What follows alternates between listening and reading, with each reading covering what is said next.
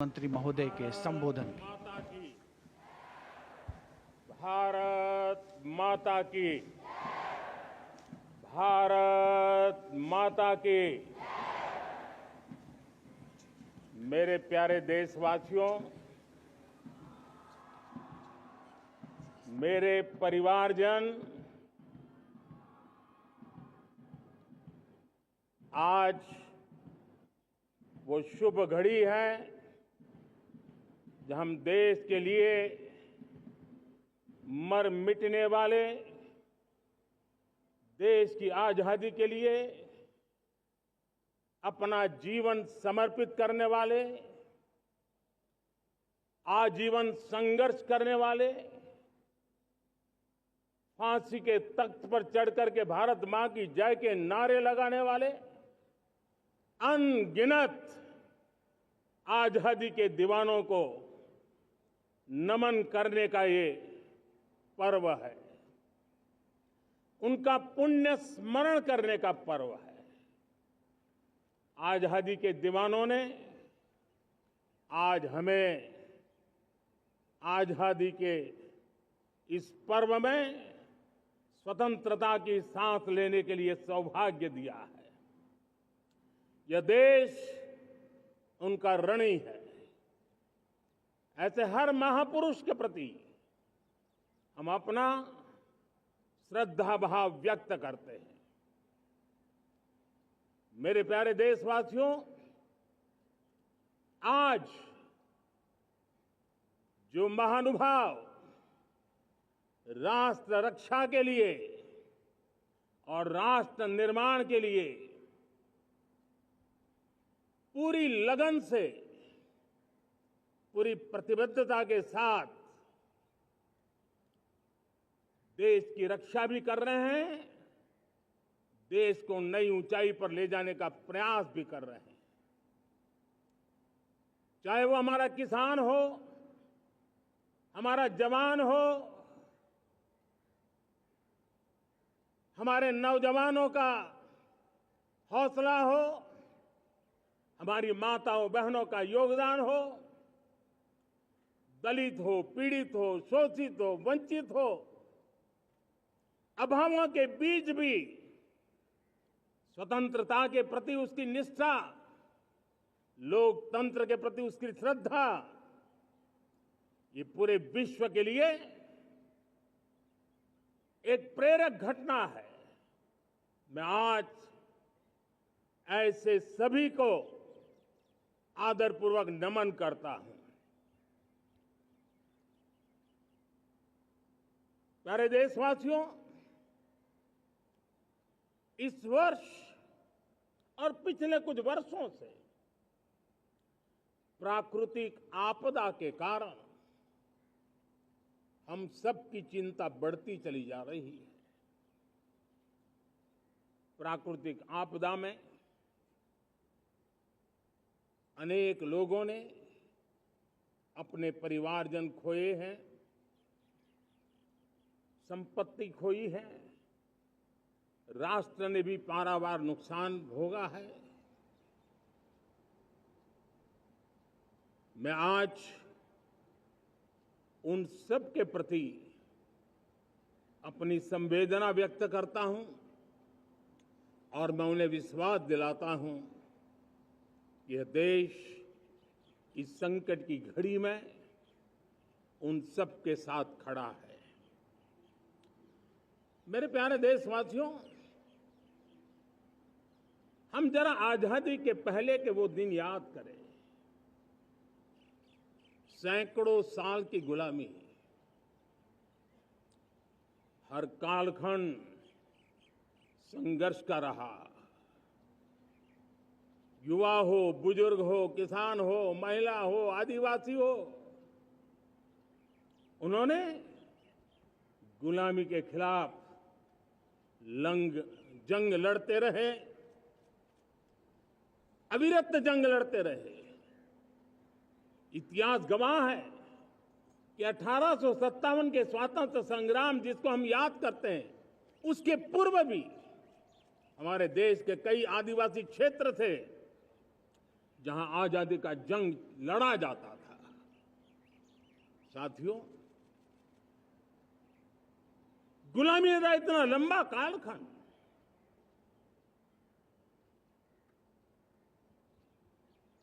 जुल्मी शासक, अपरंपार यातनाएं, सामान्य से सामान्य मानवीयों का विश्वास तोड़ने की हर तरकीब है। उसके बावजूद भी उस समय की जनसंख्या के हिसाब से करीब 40 करोड़ देशवासी आजादी के पूर्व 40 करोड़ देशवासियों ने वो जज्बा दिखाया, वो सामर्थ्य दिखाया, वो एक सपना लेकर के चले, एक संकल्प लेकर के चलते रहे, जूझते रहे। एक ही स्वर था, वंदे मातरम। एक ही सपना था, भारत की आजादी का। 40 करोड़ देशवासियों ने, और हमें गर्व है कि हमारी रगों में उन्हीं का खून है। वो हमारे पूर्वज थे। सिर्फ 40 करोड़ लोगों ने दुनिया की महासत्ता को उखाड़ करके फेंक दिया था, गुलामी की जंजीरों को तोड़ दिया था।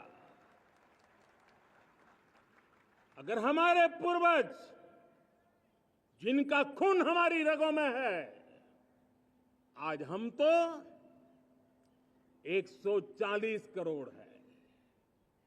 अगर 40 करोड़ गुलामी की बेड़ियों को तोड़ सकते हैं, अगर 40 करोड़ आजादी के सपने को पूर्ण कर सकते हैं, आजादी लेकर के रह सकते हैं, तो 140 करोड़ देश के मेरे नागरिक, 140 करोड़ मेरे परिवारजन अगर संकल्प लेकर के चल पड़ते हैं, एक दिशा निर्धारित करके चल पड़ते हैं, कदम से कदम मिलाकर, कंधे से कंधा मिलाकर अगर चल पड़ते हैं, तो चुनौतियां कितनी भी क्यों ना हो, अभाव की मात्रा कितनी ही तीव्र क्यों ना हो, संसाधनों के लिए जूझने की नौबत हो तो भी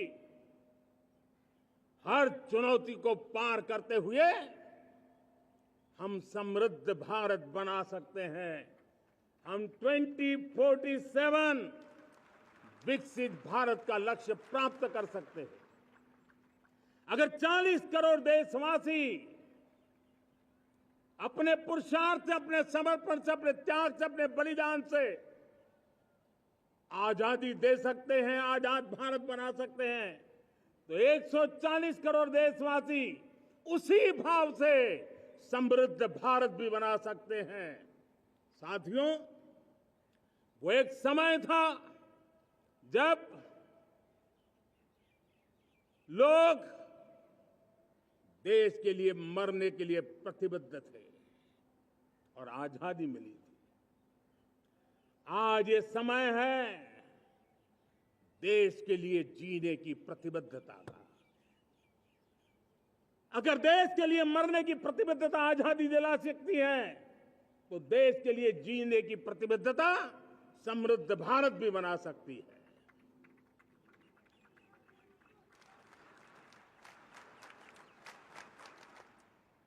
साथियों, विकसित भारत 2047 ये सिर्फ भाषण के शब्द नहीं है। इसके पीछे कठोर परिश्रम चल रहा है। देश के कोटि कोटि जनों के सुझाव लिए जा रहे हैं और हमने देशवासियों से सुझाव मांगे।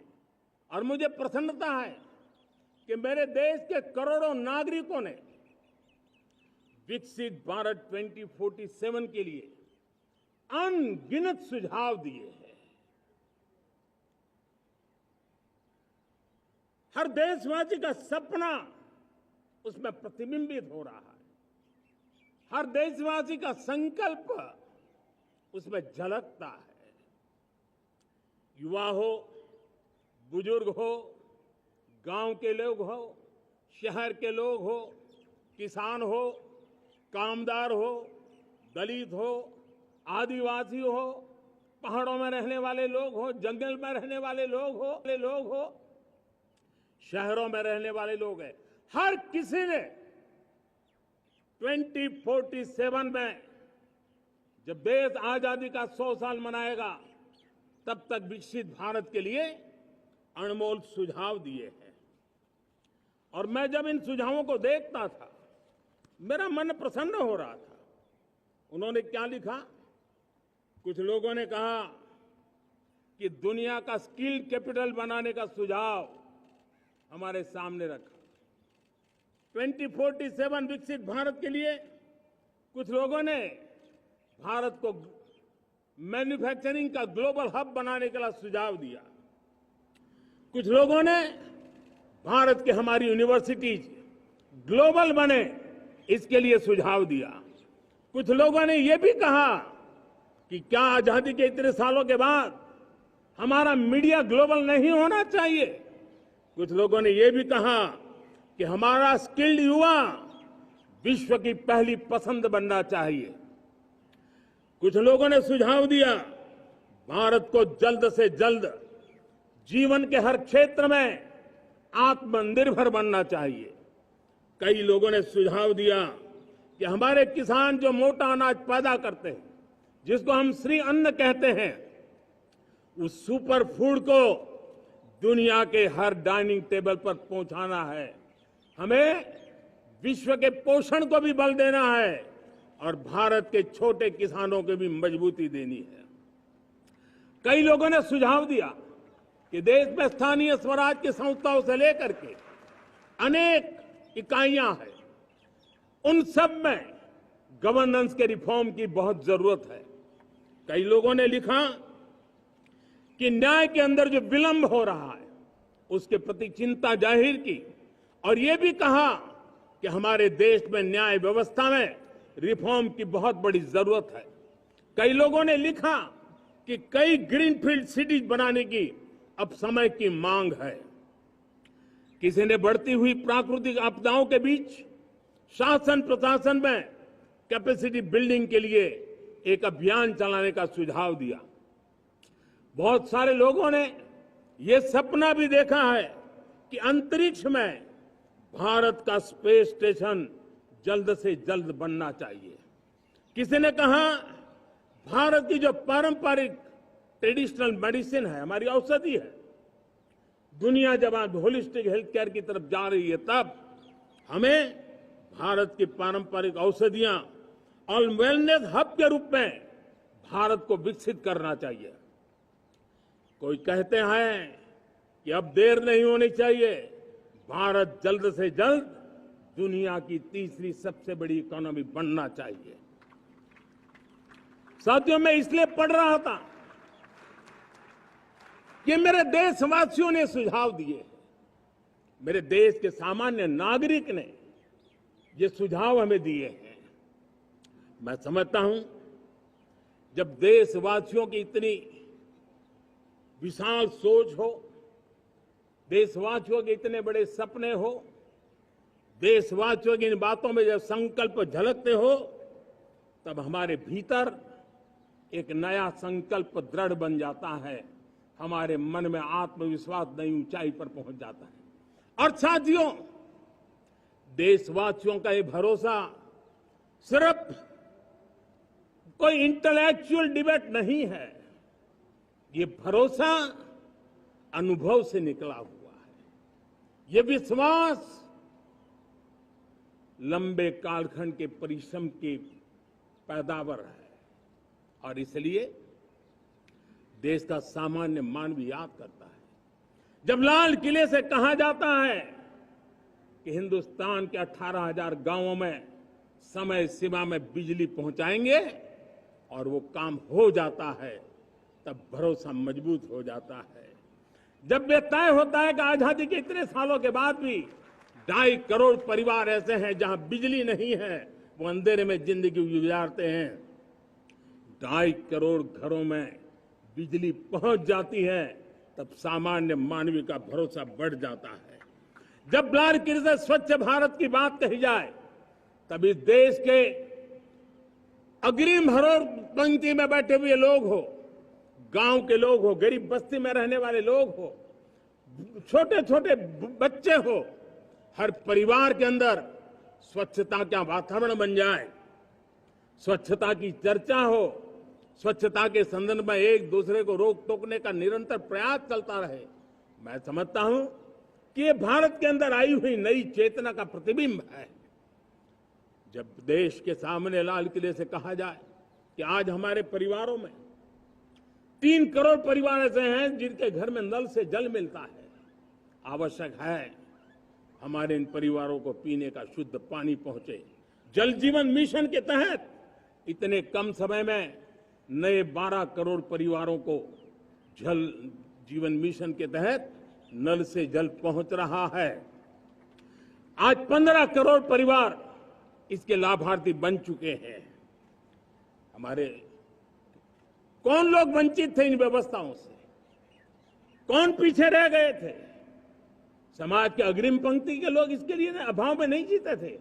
मेरे दलित, मेरे पीड़ित, मेरे शोषित, मेरे आदिवासी भाई बहन, मेरे गरीब भाई बहन, मेरे झुग्गी झोपड़ी में जिंदगी गुजारने वाले लोग, वही तो इन चीजों के अभाव में जी रहे थे। हमने अनेक ऐसे प्राथमिक आवश्यकताओं की पूर्ति के लिए जो प्रयास किया और उसका परिणाम हमारे इन सारे समाज के बंधुओं को मिला है। हमने वोकल फॉर लोकल का मंत्र दिया। आज मुझे खुशी है कि वोकल फॉर लोकल ने अर्थतंत्र के लिए एक नया मंत्र बन गया है। हर डिस्ट्रिक्ट अपनी पैदावार के लिए गर्व करने लगा है। 1 डिस्ट्रिक्ट 1 प्रोडक्ट का माहौल बना है। अब 1 डिस्ट्रिक्ट 1 प्रोडक्ट को 1 डिस्ट्रिक्ट का 1 प्रोडक्ट एक्सपोर्ट कैसे हो, उस दिशा में हर जिले सोचने लगे हैं। रिन्यूएबल एनर्जी का संकल्प लिया था। G20 समूह के देशों ने जितना किया है उससे ज्यादा भारत ने किया है, और भारत ने ऊर्जा के क्षेत्र में आत्मनिर्भर बनने के लिए, ग्लोबल वार्मिंग की चिंताओं से मुक्ति पाने के लिए हमने काम किया है। साथियों, देश गर्व करता है आज जब फिनटेक की सफलता को लेकर पूरा विश्व भारत से कुछ सीखना समझना चाहता है, तब हमारा गर्व और बढ़ जाता है। साथियों, हम कैसे भूल सकते हैं कोरोना के वो संकट काल। विश्व में सबसे तेज गति से करोड़ों लोगों को वैक्सीनेशन का काम हमारे इसी देशों में हुआ। यही देश हैं जो कभी आतताई आतंकवादी हमें आकर के मार के चले जाते थे। जब देश की सेना सर्जिकल स्ट्राइक करती है, जब देश की सेना एयर स्ट्राइक करती है, तो देश के नौजवानों का सीना ऊंचा हो जाता है, तन जाता है, गर्व से भर जाता है। और यही बातें हैं जो आज 140 करोड़ देशवासियों का मन गर्व से भरा हुआ है, आत्मविश्वास से भरा हुआ है। साथियों, इन सारी बातों के लिए एक सुविचारित प्रयास हुआ है। रिफॉर्म की परंपरा को सामर्थ्य दिया गया है।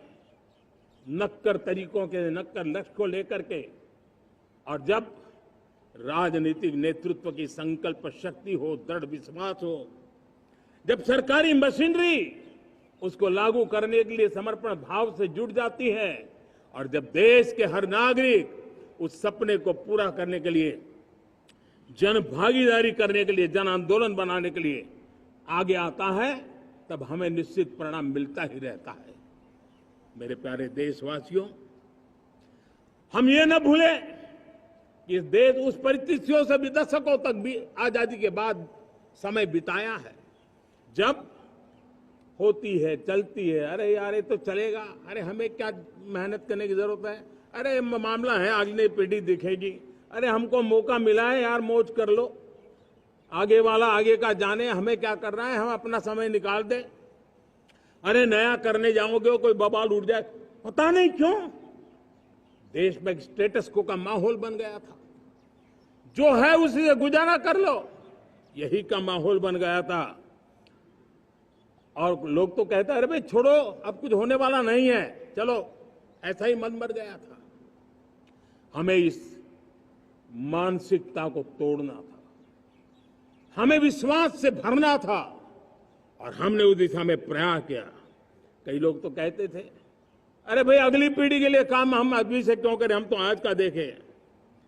लेकिन देश का सामान्य नागरिक ये नहीं चाहता, वो बदलाव के इंतजार में था, वो बदलाव चाहता था, उसकी ललक थी, लेकिन उसके सपनों को किसी ने तवज्जो नहीं दी, उसकी आशा आकांक्षाओं को अपेक्षाओं को तवज्जो नहीं दी गई, और उसके कारण वो मुसीबतों को झेलते हुए गुजारा करता रहा, वो रिफॉर्म्स का इंतजार करता रहा।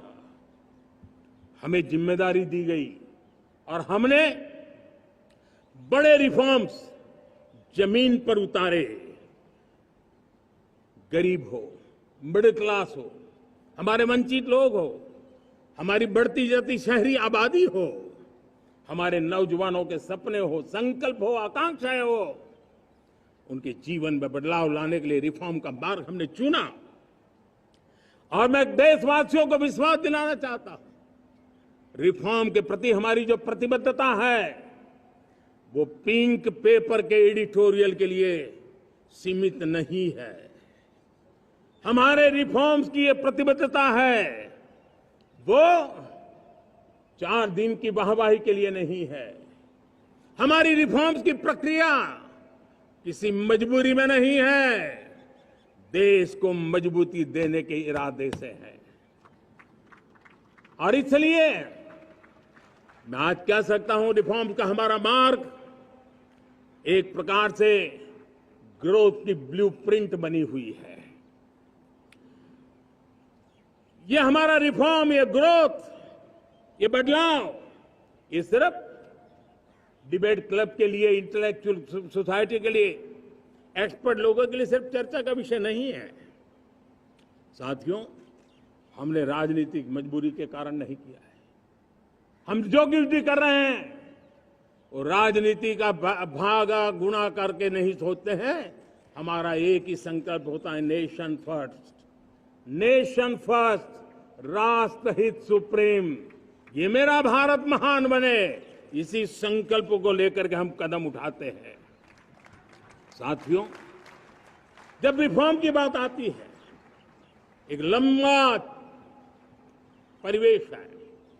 अगर मैं उसकी चर्चा में चला जाऊंगा तो शायद घंटों निकल जाएंगे, लेकिन मैं एक छोटा सा उदाहरण देना चाहता हूं। बैंकिंग क्षेत्र में जो रिफॉर्म हुआ, आप सोचिए बैंकिंग क्षेत्र का क्या हाल था। न विकास होता था, न विस्तार होता था, न विश्वास बढ़ता था। इतना ही नहीं, जिस प्रकार की कारनामे चले उसके कारण हमारे बैंक संकटों से गुजर रहे थे। हमने बैंकिंग सेक्टर को मजबूत बनाने के लिए अनेकविध रिफॉर्म्स किए, और आज उसका कारण हमारी बैंक विश्व में जो इन्हीं गुनी मजबूत बैंक हैं, उसमें भारतीय बैंकों ने अपना स्थान बनाया है। और जब बैंक मजबूत होती है ना, तब फॉर्मल इकोनॉमी की ताकत भी बढ़ती है। जब बैंक की व्यवस्था बन जाती है, जब सामान्य खास करके मध्यम वर्ग के परिवार की जो रिक्वायरमेंट होती है, उसको पूरा करने की सबसे बड़ी ताकत बैंकिंग सेक्टर में होती है। अगर उसको होम लोन चाहिए, उसको व्हीकल का लोन चाहिए, मेरे किसान को ट्रैक्टर के लिए लोन चाहिए, मेरे नौजवानों को स्टार्टअप के लिए लोन चाहिए, मेरे नौजवानों को कभी पढ़ने के लिए, एजुकेशन के लिए लोन चाहिए, किसी को विदेश जाने के लिए लोन चाहिए, ये सारी बातें उसे संभव होती है।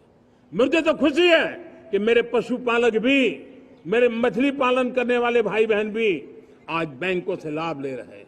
मुझे खुशी है मेरे रेहड़ी पटरी वाले लाखों भाई बहन आज बैंक से साथ जुड़ करके अपनी नई ऊंचाइयों को प्राप्त कर रहे हैं और विकास की दिशा में वो भागीदार बन रहे हैं। हमारे एमएसएमई, हमारे लघु उद्योग के लिए तो बैंक एक सबसे बड़ी सहायक होती है। उसको रोजमर्रा पैसों की जरूरत होती है अपने नित्य मर्जी पर प्रगति के लिए, और उस काम को हमारी मजबूत बैंकों के कारण संभव हुआ है। साथियों, दुर्भाग्य से हमारे देश में आजादी तो मिली, लेकिन लोगों को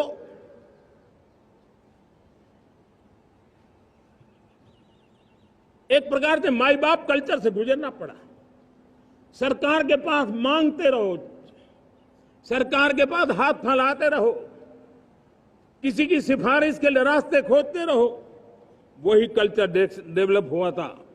आज हमने गवर्नेंस के इस मॉडल को बदला है। आज सरकार खुद लाभार्थी हितार्थी के पास जाती है। आज सरकार खुद उसके घर गैस का चूल्हा पहुंचाती है। आज सरकार खुद उसके घर पानी पहुंचाती है। आज सरकार खुद उसके घर बिजली पहुंचाती है। आज सरकार खुद उसको आर्थिक मदद दे करके विकास के नए आयामों को सर करने के लिए प्रेरित करती है, प्रोत्साहित करती है। आज सरकार खुद नौजवान के स्किल डेवलपमेंट के लिए अनेकविध कदम उठा रही है। साथियों, बड़े रिफॉर्म्स के लिए हमारी सरकार बहुत ही प्रतिबद्ध है और हम इसी के द्वारा देश में प्रगति की राह को चुनना चाहते हैं। साथियों, देश में नई व्यवस्थाएं बन रही है। देश को आगे ले जाने के लिए अनेकविध नीतियों को, अनेकविध पॉलिसीज को निरंतर बनाया जाए और नए सिस्टम पर देश का भरोसा भी बढ़ता रहता है, निरंतर बढ़ता रहता है। आज जो 20-25 साल का नौजवान है, जो 10 साल पहले जब 12-15 साल की उम्र का नौजवान था, उसने अपनी आंखों के सामने ये बदलाव देखा है। 10 साल के भीतर भीतर उसके सपनों को आकार मिला है, धार मिली है और उसके आत्मविश्वास में एक नई चेतना जगी है और वही देश का एक नया सामर्थ्य के रूप में उभरना है। आज विश्व भर में भारत की साख बढ़ी है, भारत के प्रति देखने का नजरिया बदला है। आज विश्व में युवाओं के लिए संभावनाओं के द्वार खुले हैं। रोजगार के अनगिनत नए अवसर जो शायद आजादी के इतने सालों के बाद भी नहीं आए थे, वो आज उनके दरवाजे पर दस्तक दे रहे हैं। संभावनाएं बढ़ती गई हैं, नए मौके बन रहे हैं। मेरे देश के युवाओं को अब धीरे धीरे चलने का इरादा नहीं है।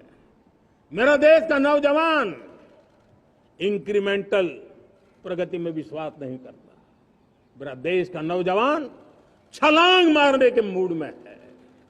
वो छलांग मार के नई सिद्धियों को प्राप्त करने के मूड में है। मैं कहना चाहूंगा, भारत के लिए गोल्डन एरा है। वैश्विक परिस्थितियों की तुलना में भी देखें, ये गोल्डन एरा है। ये हमारा स्वर्णिम कालखंड है। मेरे प्यारे देशवासियों, ये अवसर हमें जाने नहीं देना है। ये मौका हमें जाने नहीं देना चाहिए और इसी मौके को पकड़ करके अपने सपने और संकल्पों को लेकर के चल पड़ेंगे तो हम देश की स्वर्णिम भारत की जो अपेक्षा और हमें विकसित भारत का 2047 का लक्ष्य हम पूरा करके रहेंगे। हम सदियों की बेड़ियों को तोड़ करके निकले हैं। आज टूरिज्म का क्षेत्र हो, एमएसएमई का क्षेत्र हो, एजुकेशन हो, हेल्थ सेक्टर हो, ट्रांसपोर्ट सेक्टर हो, खेती और किसानी का सेक्टर हो, हर सेक्टर में एक नया आधुनिक सिस्टम बन रहा है। हम विश्व की बेस्ट प्रैक्टिसेस को भी आगे देख रखते हुए हम हमारे देश की परिस्थितियों के अनुसार आगे बढ़ना चाहते हैं। हर सेक्टर में आधुनिकता की जरूरत है, नएपन की जरूरत है, टेक्नोलॉजी को जोड़ने की जरूरत है और हर सेक्टर में हमारी नई नीतियों के कारण इन सारे क्षेत्रों में एक नया सपोर्ट मिल रहा है, नई ताकत मिल रही है। हमारे सारे अवरोध हटे, हमारी बंदिशें दूर हो, हम पूरे सामर्थ्य के साथ चल पड़े, खिल उठे, सपनों को पा करके रहे, सिद्धि को हम अपने निकट देखें, हम आत्मसात करें, उस दिशा में हम चलना है। अब आप देखिए कितना बड़ा बदलाव रहा है। मैं एकदम जमीनी स्तर की बात करूं, विमेन सेल्फ हेल्प ग्रुप, आज 10 साल में हमारे 10 करोड़ बहनें विमेन सेल्फ हेल्प ग्रुप में जुड़ी हैं। 10 करोड़ नई बहनें हैं। हमें गर्व हो रहा है कि हमारे सामान्य परिवार की, गांव की 10 करोड़ महिलाएं आर्थिक रूप से आत्मनिर्भर बन रही हैं। और जब महिला आर्थिक रूप से आत्मनिर्भर बनती हैं, तब परिवार की निर्णय प्रक्रिया की हिस्सेदार बनती हैं, एक बहुत बड़ी सामाजिक परिवर्तन की गारंटी लेकर के आती है। मुझे गर्व है इस बात पर, लेकिन साथ साथ मुझे गर्व इस बात का भी है कि हमारे सीईओ आज दुनिया भर के अंदर अपनी धाक जमा रहे हैं। भारत के हमारे सीईओ विश्व भर में अपनी धाक जमा रहे हैं। हमारे लिए खुशी की बात है कि एक तरफ मेरे सीईओ दुनिया भर में नाम कमा रहे हैं, भारत का नाम बढ़ा रहे हैं, तो दूसरी तरफ विमेन सेल्फ हेल्प ग्रुप से 1 करोड़ मेरी सामान्य परिवार की माताएं बहनें लखपति दीदी बनती है। मेरे लिए ये भी उतना ही गर्व की बात है। अब हमने सेल्फ हेल्प ग्रुप को 10 लाख रुपए से 20 लाख रुपए देने का निर्णय किया है। अब तक 9 लाख करोड़ रुपए बैंकों के माध्यम से हमारे इन विमेन सेल्फ हेल्प ग्रुप को मिले हैं, और जिसकी मदद से वो अपने अनेकविध कामों को बढ़ावा रहे हैं। मेरे साथियों, मेरे नौजवान इस तरफ ध्यान दें। स्पेस सेक्टर एक फ्यूचर है हमारे साथ जुड़ा हुआ, एक महत्वपूर्ण पहलू है। हम उस पर भी बल दे रहे हैं। हमने स्पेस सेक्टर में बहुत रिफॉर्म किए हैं। जिन बंधनों में हमने स्पेस सेक्टर को बांध के रखा था, उसे हमने खोल दिया है। आज सैकड़ों स्टार्टअप्स स्पेस के सेक्टर में आ रहे हैं। वाइब्रेंट बनता जाता हमारा स्पेस सेक्टर भारत को एक शक्तिशाली राष्ट्र बनाने का एक महत्वपूर्ण अंग है, और हम इसको दूर की सोच के साथ मजबूती दे रहे हैं। आज private satellite, private rocket launch हो रहे हैं। ये गर्व की बात है। आज मैं कह सकता हूं, जब नीति सही होती है, नियत सही होती है और पूर्ण समर्पण से राष्ट्र का कल्याण यही मंत्र होता है, तो निश्चित परिणाम हम प्राप्त करके रहते हैं।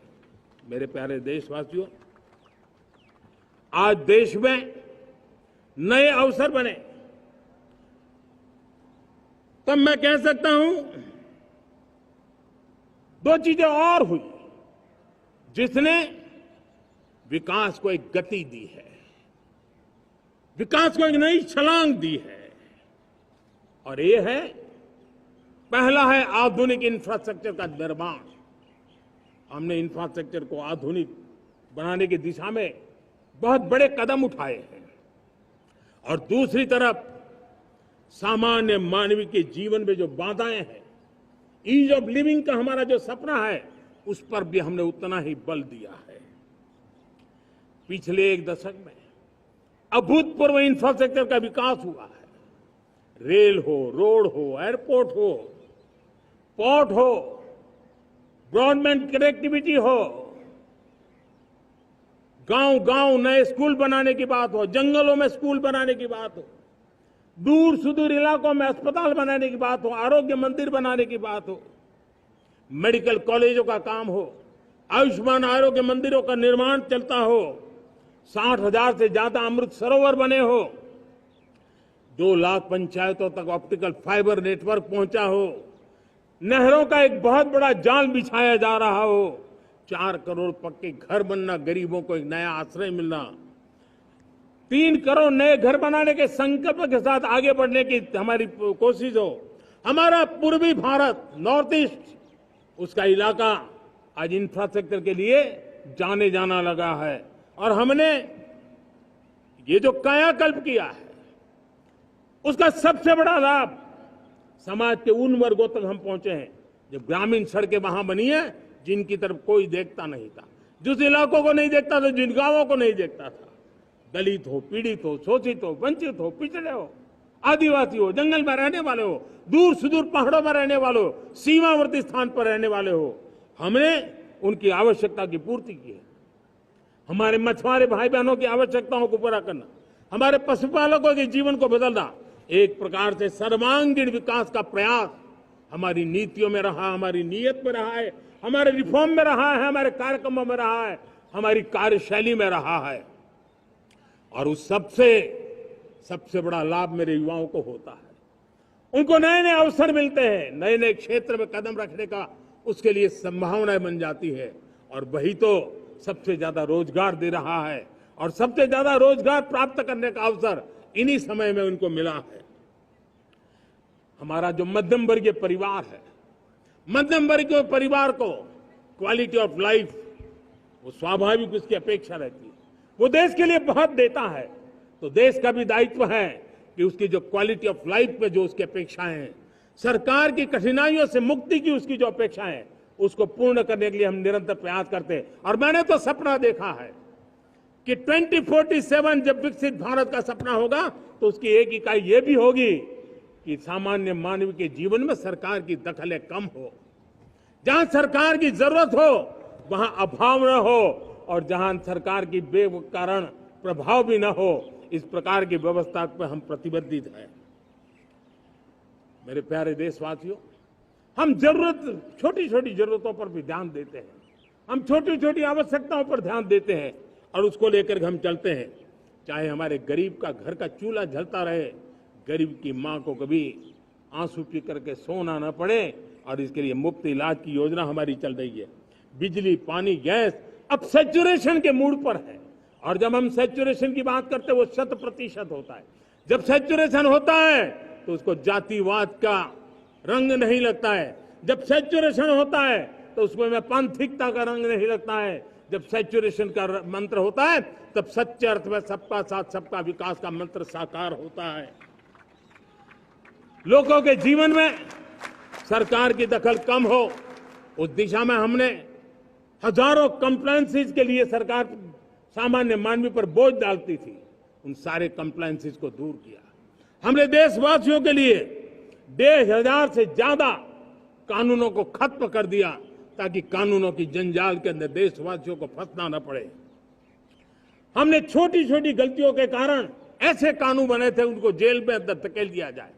हमने उन छोटे छोटे कारणों से जेल जाने के जो परंपराएं थी, उन सारे कानूनों को नष्ट कर दिया और उसको कानूनों को जेल भेजने के प्रावधान को व्यवस्था से बाहर कर दिया है।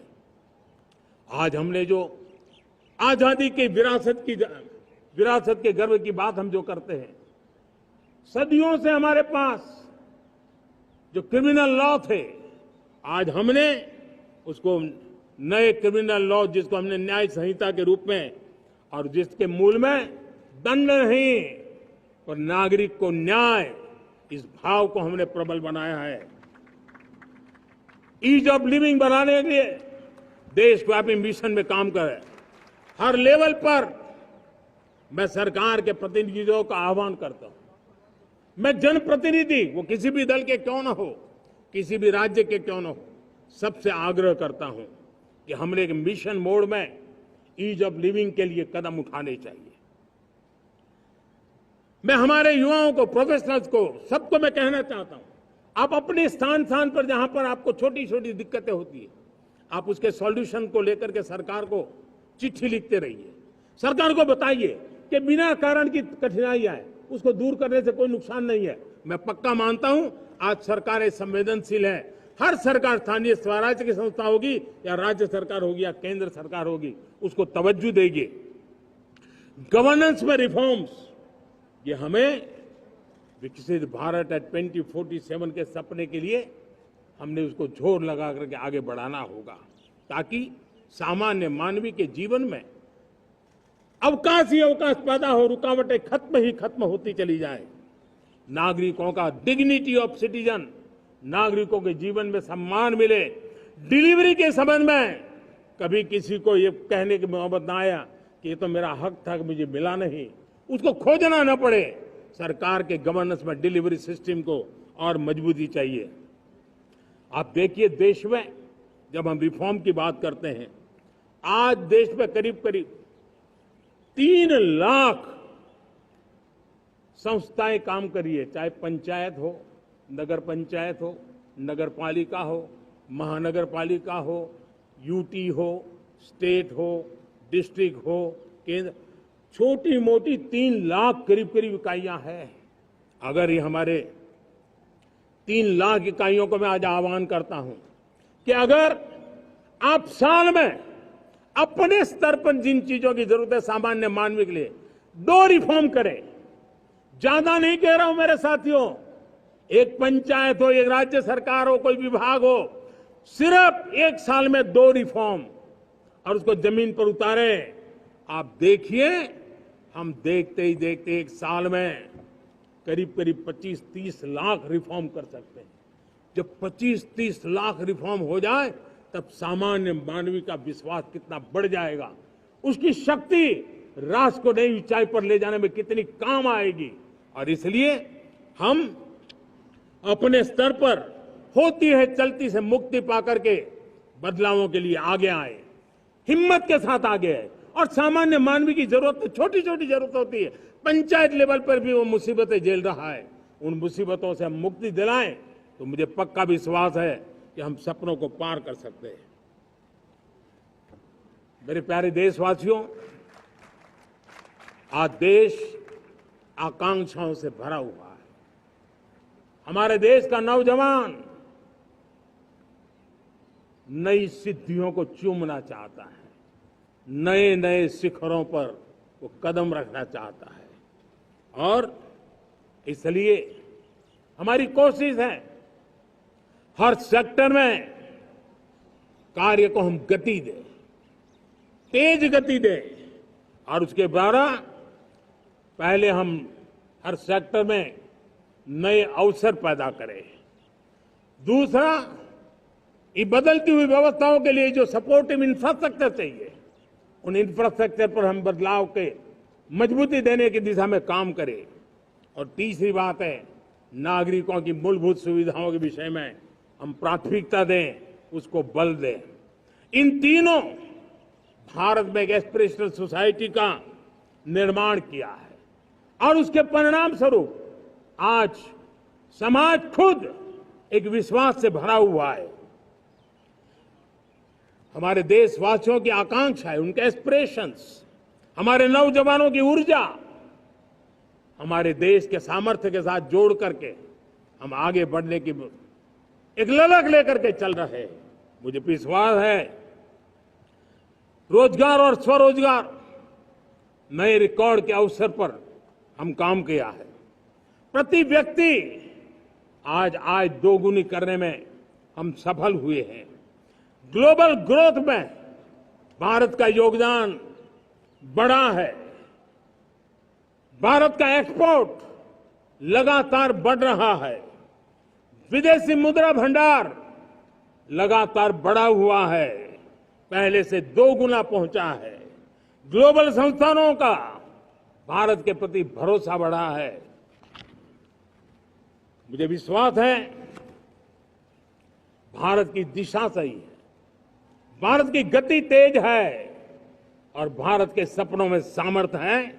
लेकिन इन सबके साथ संवेदनशीलता का हमारा मार्ग हमारे लिए ऊर्जा में एक नई चेतना भरता है। मम भाव हमारे कार्य की शैली है। समभाव भी चाहिए, मम भाव भी चाहिए, उसको लेकर के हम चल रहे हैं।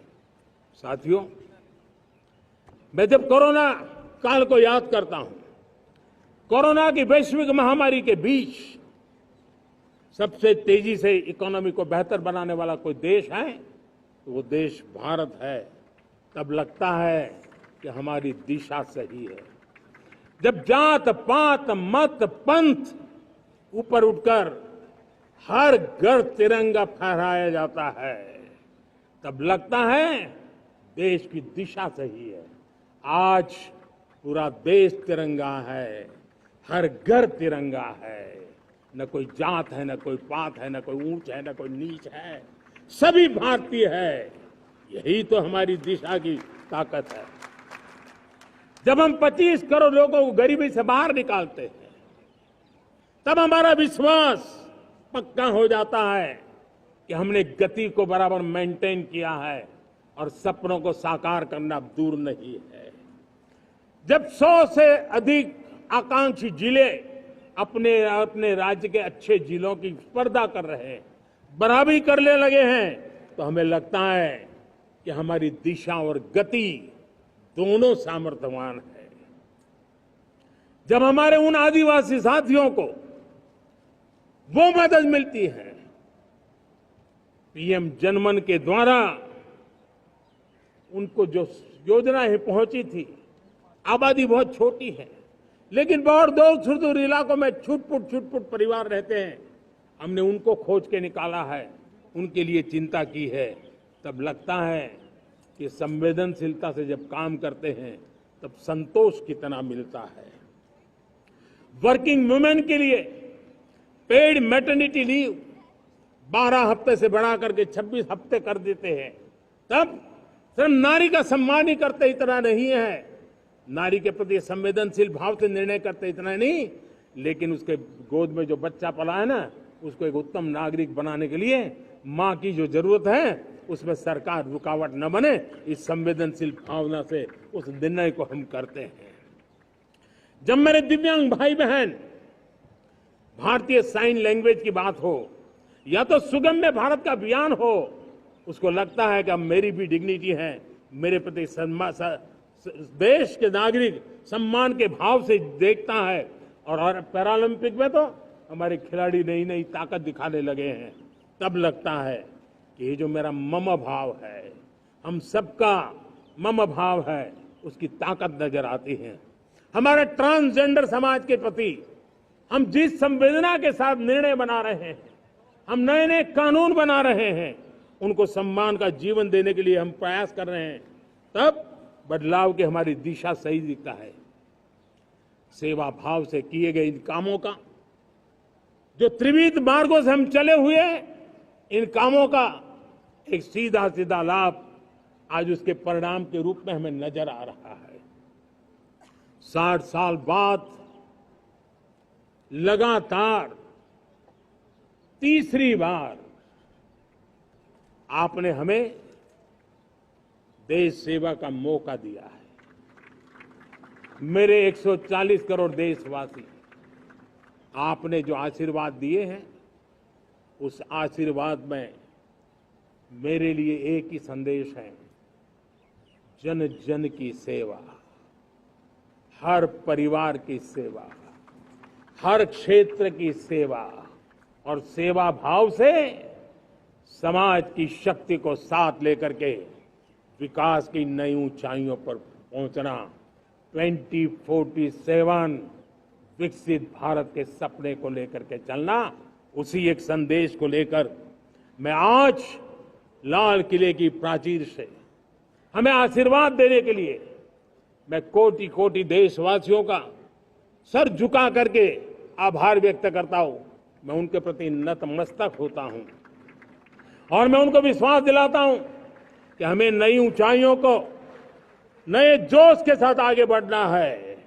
हमें सिर्फ जो हो गया है वो संतोष मान करके बैठने वाले हम लोग नहीं हैं, वो हमारे संस्कार में नहीं है। हम कुछ और करने के लिए, कुछ और आगे बढ़ने के लिए और कुछ और नई ऊंचाइयों को पार करने के लिए हम आगे बढ़ना चाहते हैं।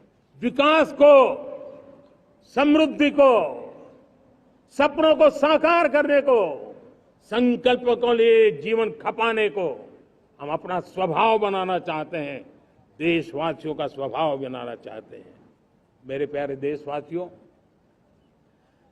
आज नई शिक्षा नीति बहुतेक मात्रा में कई राज्यों ने उसको अच्छा इनिशिएटिव लिए है और उसके कारण आज एक 21वीं सदी के अनुरूप हमारी शिक्षा व्यवस्था को जो हम बल देना चाहते हैं और विकसित भारत के सपने के लिए जिस प्रकार से मानव समूह तैयार करना चाहते हैं, नई शिक्षा नीति बहुत बड़ी भूमिका अदा। मैं नहीं चाहता हूं कि मेरे देश के नौजवानों को अब विदेशों में पढ़ने के लिए मजबूर होना पड़े। मध्यम वर्गीय परिवार के लाखों करोड़ों रुपया बच्चों को विदेश पढ़ने के लिए भेजने में खर्च हो जाए। हम यहाँ ऐसी शिक्षा व्यवस्था का विकसित करना चाहते हैं कि मेरे देश के नौजवानों को विदेश जाना न पड़े, मेरे मध्यम वर्गीय परिवारों को लाखों करोड़ रुपया खर्च करना न पड़े। इतना ही नहीं, ऐसे संस्थान निर्माण हो ताकि विदेशों से लोग भारत के अंदर उनका मुंह मोड़े। अभी अभी हमने बिहार का हमारा गौरवप्रद इतिहास रहा है, नालंदा यूनिवर्सिटी का पुनर्निर्माण किया है। फिर से एक बार नालंदा यूनिवर्सिटी काम करना शुरू कर दिया है। लेकिन हमें शिक्षा के क्षेत्र में फिर से एक बार सदियों पुराने उस नालंदा स्पिरिट को जगाना होगा, उस नालंदा स्पिरिट को जीना होगा, उस नालंदा स्पिरिट को लेकर के बड़े विश्वास के साथ विश्व की ज्ञान की परंपराओं को नई चेतना देने का काम हमें करना होगा। मुझे पक्का विश्वास है कि नई शिक्षा नीति ने मातृभाषा पर बल दिया है। मैं राज्य सरकारों से कहूंगा, मैं देश की सभी संस्थानों से कहूंगा कि भाषा के कारण हमारे देश की टैलेंट को रुकावट नहीं आनी चाहिए, भाषा अवरुद्ध नहीं होनी चाहिए।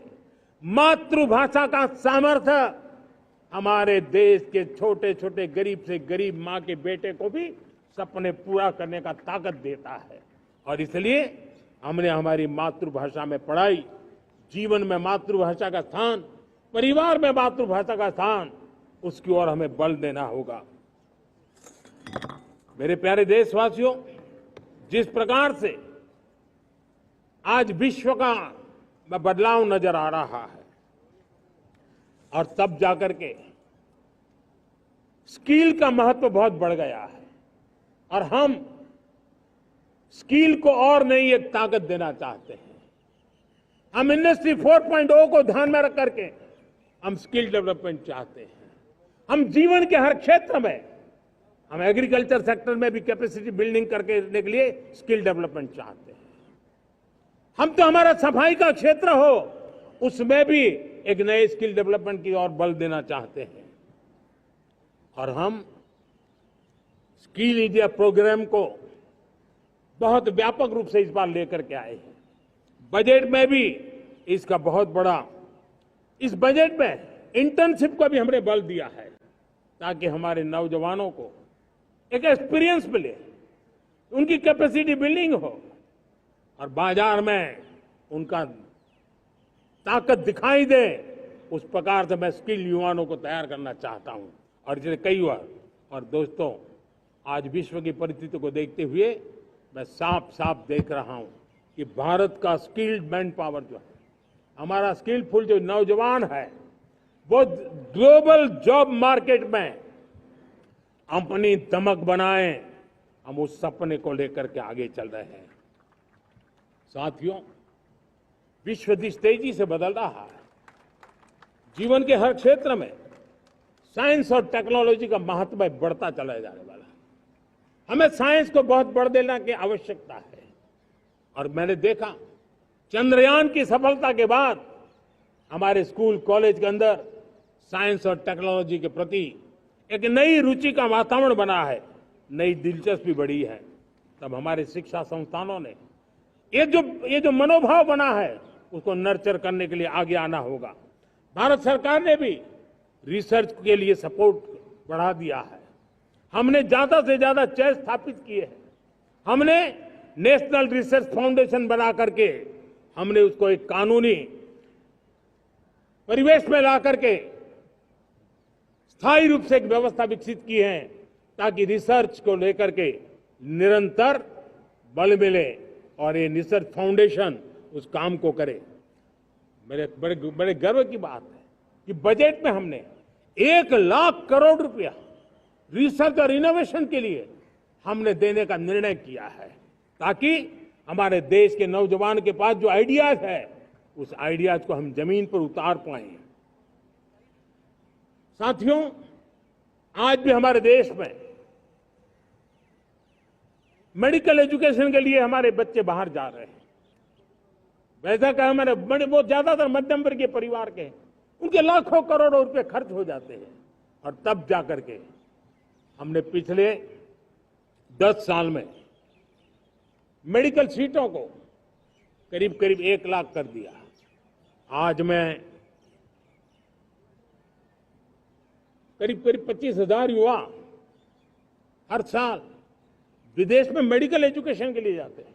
और ऐसे ऐसे देश में जाना पड़ रहा है, कभी कभी तो मैं सुनता हूं तो हैरान हो जाता हूं।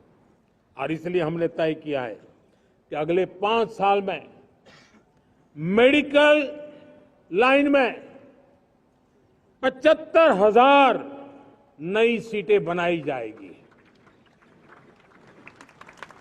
मेरे प्यारे देशवासियों, विकसित भारत 2047 वो स्वस्थ भारत भी होना चाहिए। और जब स्वस्थ भारत हो तो आज जो बच्चे हैं उनके पोषण पर आज से ही ध्यान देने की जरूरत है।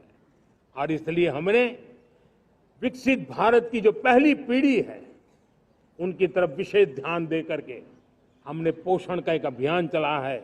हमने राष्ट्रीय पोषण मिशन शुरू किया है। पोषण को हमने प्राथमिकता दी है। मेरे प्यारे देशवासियों, हमारी कृषि व्यवस्था को ट्रांसफॉर्म करना बहुत जरूरी है, समय की मांग है। हम सदियों से जिस परंपरा में दबे हुए हैं, जकड़े हुए हैं, उससे मुक्ति पानी होगी। और हमारे किसानों को उसके लिए हम मदद भी दे रहे हैं। हम उसको ट्रांसफॉर्म करने की दिशा में लगातार काम करते आए हैं। आज आसान ऋण दे रहे हैं किसानों को, टेक्नोलॉजी की मदद दे रहे हैं। किसान जो पैदावार करता है उसको वैल्यू एडिशन के लिए हम काम कर रहे हैं। उसके लिए मार्केटिंग के लिए पूरा प्रबंध करते हैं ताकि उसको एंड टू एंड हर जगह पे हैंड होल्डिंग की व्यवस्था हो। उस दिशा में हम काम कर रहे हैं। आज जब धरती माता के प्रति सारा विश्व चिंतित है, जिस प्रकार से उर्वरक के कारण हमारी धरती माता की शहद दिनों दिन बिगड़ता जा रही है, हमारी धरती माता की उत्पादकता क्षमता खत्म होती चली जा रही है, कम होती चली जा रही है। और उस समय मैं मेरे देश के लाखों किसानों का आभार व्यक्त करना चाहता हूं जिन्होंने प्राकृतिक खेती का रास्ता चुना है और हमारी धरती माता की सेवा करने का भी उन्होंने बीड़ा उठाया है। और इस बार बजट में भी हमने प्राकृतिक खेती को बल देने के लिए बहुत बड़ी योजनाओं के साथ बहुत बड़ा बजट में प्रावधान किया है। मेरे प्यारे देशवासियों, आज दुनिया की स्थिति में देखता हूं, पूरा विश्व होलिस्टिक हेल्थ केयर की तरफ मुड़ रहा है। और तब उनको ऑर्गेनिक फूड ये उनकी प्रथम पसंद बनी है। आज विश्व के लिए ऑर्गेनिक फूड का अगर कोई फूड बास्केट बन सकता है तो मेरे देश का किसान बना सकता है, मेरा देश बन सकता है। और इसलिए हम आने वाले दिनों में उस सपने को लेकर के आगे चलना चाहते हैं ताकि ऑर्गेनिक फूड की जो विश्व की मांग है, उस ऑर्गेनिक फूड का बास्केट हमारा देश कैसे बने, किसानों का जीवन आसान बने, गांव में टॉप क्लास इंटरनेट कनेक्टिविटी मिले, किसानों को स्वास्थ्य सुविधाएं मिले, किसान के बच्चों को पढ़ने के लिए स्मार्ट स्कूल अवेलेबल हो, किसान के बच्चों को रोजगार उपलब्ध हो। छोटे छोटे खेती के टुकड़ों पर पूरा परिवार आज जीना बड़ा मुश्किल हो रहा है, तब उनके नौजवानों के लिए वो स्किल मिले ताकि उनके नए रोजगार मिले, नए आय के साधन बने। इसका एक कॉम्प्रिहेंसिव प्रयास हम कर रहे हैं। बीते वर्षों में वुमेन लेड डेवलपमेंट मॉडल पर हमने काम किया है। इनोवेशन हो, एम्प्लॉयमेंट हो, एंटरप्रेन्योरशिप हो, हर सेक्टर में महिलाओं के कदम बढ़ते जा रहे हैं। महिलाएं सिर्फ भागीदारी बढ़ा रही है ऐसा नहीं, महिलाएं नेतृत्व दे रही है। आज अनेक क्षेत्रों में, आज हमारे रक्षा क्षेत्र में देखिए, हमारा एयरफोर्स हो, हमारी आर्मी हो, हमारी नेवी हो, हमारा स्पेस सेक्टर हो, आज हमारी महिलाओं का हम दमखम देख रहे हैं देश के लिए। लेकिन दूसरी तरफ कुछ चिंता की बातें भी आती हैं। और मैं आज लाल किले से फिर बार एक अपनी पीड़ा व्यक्त करना चाहता हूं। एक समाज के नाते हमें गंभीरता से सोचना होगा कि हमारी माताओं, बहनों, बेटियों के प्रति जो अत्याचार हो रहे हैं, उसके प्रति देश का आक्रोश है, जन सामान्य का आक्रोश है। इस आक्रोश को मैं महसूस कर रहा हूं। इसको देश को, समाज को, हमारी राज्य सरकारों को गंभीरता से लेना होगा।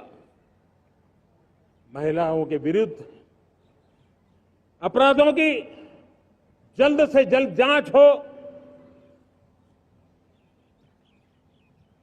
राक्षसी कृत्य करने वालों को जल्द से जल्द कड़ी सजा हो, वो समाज में विश्वास पैदा करने के लिए जरूरी है। मैं ये भी बताना चाहूंगा कि जब बलात्कार की या महिलाओं पर अत्याचार की घटनाएं घटती हैं तो उसकी बहुत चर्चा होती है, बहुत प्रचार होता है, मीडिया में छाया रहता है। लेकिन जब ऐसे राक्षसी मनोवृत्ति व्यक्ति को सजा होती है तो वो खबरों में कहीं नजर नहीं आती है, कोने में कहीं पड़ा रहता है।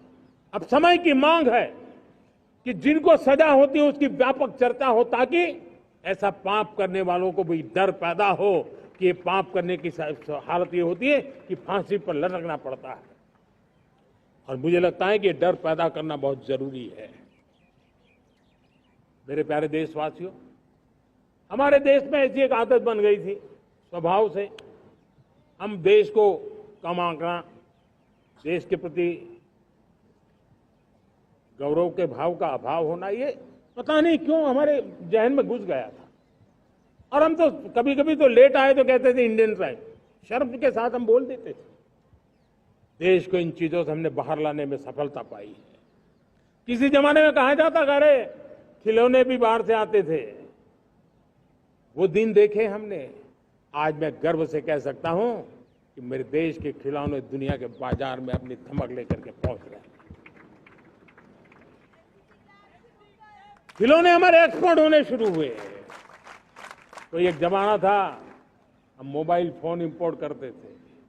आज मोबाइल फोन का मैन्युफैक्चरिंग का इकोसिस्टम बना है, एक बहुत बड़ा हब बना है। और आज हम मोबाइल फोन दुनिया में एक्सपोर्ट करने लगे हैं। ये भारत की ताकत है। साथियों, भविष्य के साथ सेमीकंडक्टर जुड़ा हुआ है, आधुनिक टेक्नोलॉजी जुड़ी है, एआई जुड़ा हुआ है। हमने सेमीकंडक्टर मिशन पर काम शुरू किया है। हर उपकरण में मेड इन इंडिया चिप क्यों न हो, क्यों ये सपना मेरे देश का नौजवान देखे। टैलेंट यहां है, सारे इस प्रकार के रिसर्च काम हिंदुस्तान में होते हैं। तो अब प्रोडक्शन भी हिंदुस्तान में होगा, सेमीकंडक्टर का काम भी हिंदुस्तान में होगा।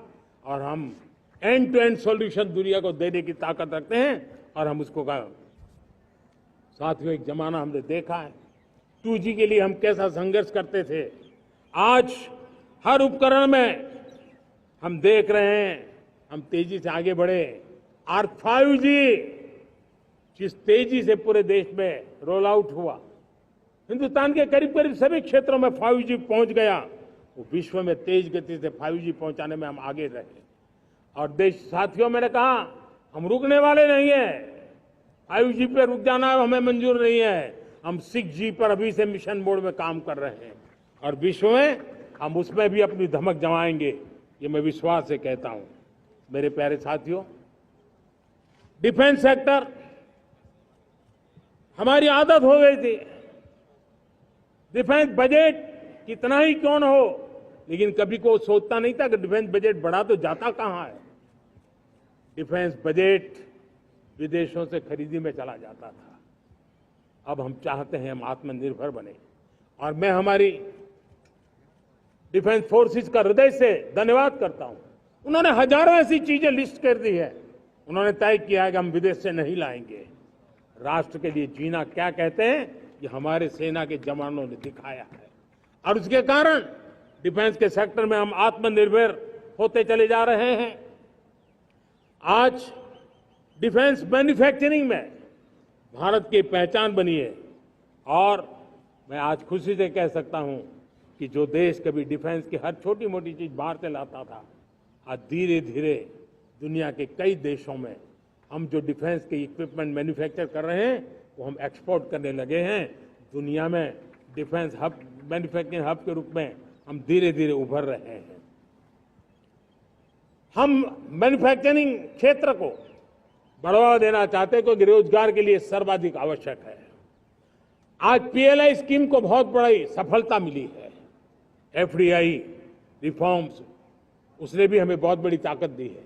एमएसएमईज को बहुत बड़ा बल मिला है, नई व्यवस्थाएं विकसित हुई है और उसके कारण हमारा मैन्युफैक्चरिंग सेक्टर, हम दुनिया का एक मैन्युफैक्चरिंग हब बने। जिस देश के पास इतनी नौजवान शक्ति हो, जिस देश के अंदर ये सामर्थ्य हो, हम मैन्युफैक्चरिंग की दुनिया में भी इंडस्ट्री 4.0 में हम बहुत बड़ी ताकत के साथ आगे जाना चाहते हैं। और इसके लिए आवश्यक स्किल डेवलपमेंट, उस पर भी हमने बल दिया है। और स्किल डेवलपमेंट में भी हमने नए मॉडल तय किए हैं। हमने जन भागीदारी को जोड़ा है ताकि तुरंत रिक्वायरमेंट के अनुसार स्किल डेवलपमेंट हम कर सके। और मुझे विश्वास है, मैं लाल किले की प्राचीर से कह रहा हूं, वो दिन दूर नहीं होगा जो भारत इंडस्ट्रियल मैन्युफैक्चरिंग का हब होगा।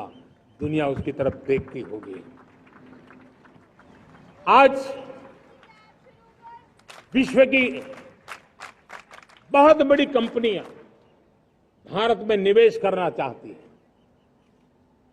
ये चुनाव के बाद मैंने देखा, मेरे तीसरे कार्यकाल में जितने लोग मुझसे मिलने के लिए मांग कर रहे हैं वो ज्यादातर निवेशक लोग हैं, विश्व भर के निवेशक हैं। वो आना चाहते हैं, भारत में निवेश करना चाहते हैं। ये एक बहुत बड़ा गोल्डन अपॉर्चुनिटी है। मैं राज्य सरकारों से आग्रह करता हूं कि आप निवेशकों को आकर्षित करने के लिए स्पष्ट नीति निर्धारित कीजिए, गुड गवर्नेंस का आश्वासन दीजिए, लॉ एंड ऑर्डर सिचुएशन के लिए उनको भरोसा दीजिए। हर राज्य एक तंदुरुस्त स्पर्धा में आगे आए। राज्य के बीच निवेशकों को खींचने के लिए स्पर्धा होनी चाहिए, निवेशकों को लिए, ताकि उनके राज्य में निवेशक आएंगे, उनके राज्य के नौजवानों को स्थानीय रूप से अवसर मिलेगा, रोजगार का अवसर मिलेगा। नीतियों में परिवर्तन लाना चाहिए तो ग्लोबल रिक्वायरमेंट के अनुसार नीतियों को राज्यों ने परिवर्तित करना चाहिए। लैंड की आवश्यकता है तो राज्यों ने लैंड बैंक बनानी चाहिए। गुड गवर्नेंस सिंगल पॉइंट पर काम करने के लिए राज्य जितने प्रोएक्टिव होंगे, जितने ज्यादा प्रयास करेंगे, जो निवेशक आ रहे हैं वो कभी भी वापस नहीं जाएंगे। सिर्फ भारत सरकार से काम ये होता नहीं है, राज्य सरकारों की बहुत बड़ी आवश्यकता होती है, क्योंकि जो भी प्रोजेक्ट लगने वाला है उस राज्य में लगने वाला है, उसको हर राज्य के साथ रोजमर्रा का काम पड़ता है। और इसलिए मैं राज्यों से आग्रह करूंगा कि जब विश्व पूरा भारत की तरफ आकर्षित हो रहा है, विश्व पूरा भारत में निवेश करने के लिए प्रतिबद्ध हो रहा है, तब ये हमारा दायित्व बनता है कि हमारी पुरानी आदतें छोड़ करके स्पष्ट नीति के साथ हम आगे आए। देखिए, आपको परिणाम अपने राज्य में दिखाई देगा और आपका राज्य भी चमक उठेगा, ये मैं आपको विश्वास देता हूं। साथियों, भारत अपनी बेस्ट क्वालिटी के लिए पहचानी जाए, ये बहुत जरूरी है। अब विश्व के लिए हमें